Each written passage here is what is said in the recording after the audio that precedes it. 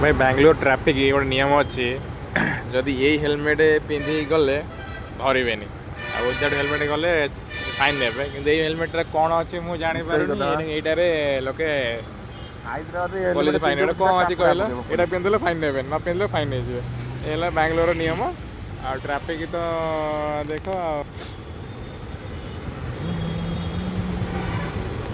traffic police हजब लोक ना यहाँ पिंधिदे यहाँ कौन 100 टଙ୍କା हेलमेट लगे चिपेदे भांगी यहाँ पिंधिले सेफ्टी